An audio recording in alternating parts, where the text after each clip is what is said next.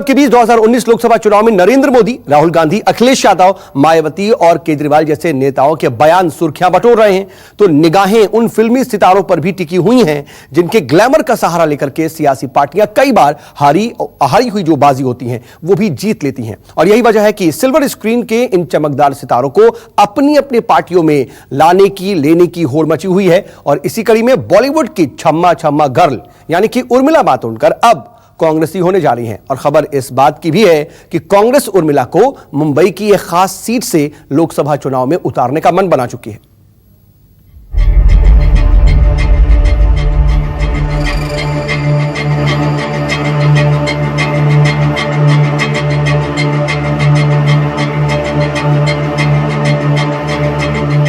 लकड़ी की काठी, काठी में घोड़ा,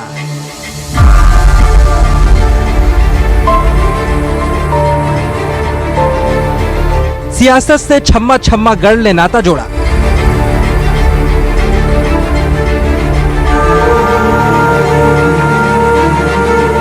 राजनीति के आसमान में उतरा एक और सितारा।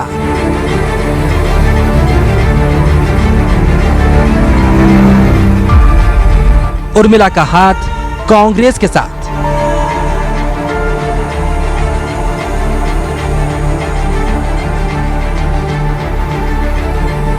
चुनावी मौसम में जहां पर एक एक सीट कीमती हो चुकी है, हर पार्टी इस कोशिश पे जुटी है किसी भी तरह हिस्से में जीत आए। और इसीलिए जहां पर नेता कमजोर नजर आ रहे हैं, अभिनेताओं को मैदान में उतारा जा रहा है। और इसी फॉर्मूले के तहत कांग्रेस बॉलीवुड के एक और सितारे को चुनावी मैदान में उतारने की तैयारी कर रही है।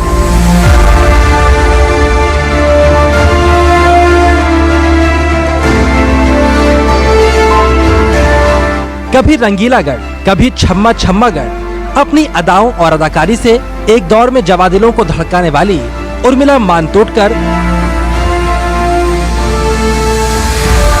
लोकसभा चुनाव 2019 से पहले अब सियासत में धमाकेदार एंट्री करने वाली हैं।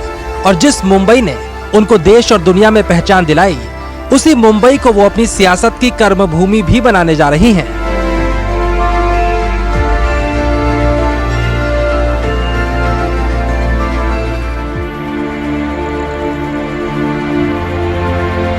उर्मिला मातोंडकर आज ही कांग्रेस ज्वाइन कर रही हैं और कांग्रेस के हाथ को मजबूत बनाने का उनका पूरा इरादा भी है। भले ही उर्मिला फिल्मों में अभी बहुत ज्यादा सक्रिय ना हो, लेकिन अपने दौर की कामयाबी के साथ फैंस के बीच उनकी लोकप्रियता अभी भी बरकरार है और कांग्रेस इसी लोकप्रियता को भुनाना भी चाहती है।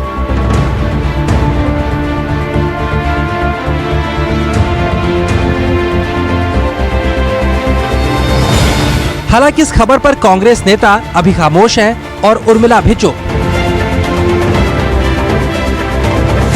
लेकिन ये खबर जोर शोर से चर्चा में है कि उर्मिला को कांग्रेस किस सीट से लोकसभा चुनाव के समर में उतार सकती है।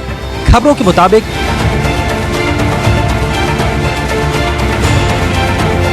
कांग्रेस उर्मिला मातोंडकर को मुंबई उत्तर सीट से लोकसभा उम्मीदवार बना सकती है।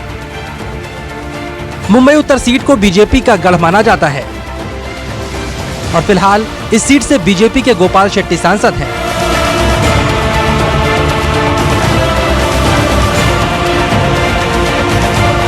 उर्मिला को मुंबई उत्तर सीट से उतारने के पीछे भी एक बड़ी वजह है, क्योंकि बीजेपी के इस गढ़ में पहले भी कांग्रेस ने एक अभिनेता के जरिए ही सेंध लगाई थी। 1989 से लेकर 2004 तक मुंबई उत्तर से बीजेपी के राम नाईक सांसद रहे।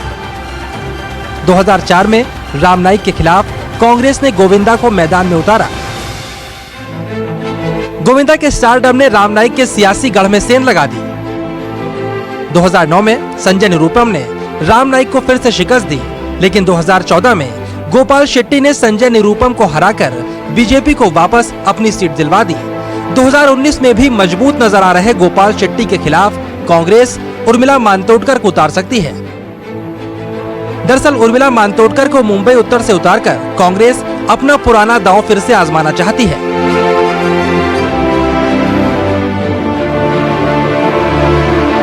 लेकिन यह भी एक बहुत बड़ी सच्चाई है कि 2004 में गोविंदा का सितारा बुलंद था और उर्मिला फिलहाल फिल्मों में अभी उतनी सफल नहीं। ऐसे में सवाल उठता है कि मुंबई उत्तर से टिकट मिलने पर उर्मिला गोविंदा वाला करिश्मा कर पाएंगी?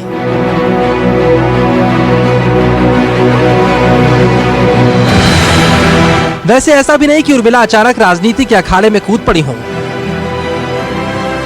सामाजिक मुद्दों और देश में एक बदलाव लाने वाले आंदोलनों का हिस्सा बनकर उर्मिला सियासत में एंट्री का ट्रेलर तो काफी पहले दे चुकी हैं। आपको याद होगा भ्रष्टाचार के खिलाफ अन्ना हजारे का आंदोलन। इस आंदोलन के दौरान मुंबई की सड़कों पर उर्मिला भी अन्ना की टोपी पहनकर अपनी आवाज बुलंद करती नजर आई थीं।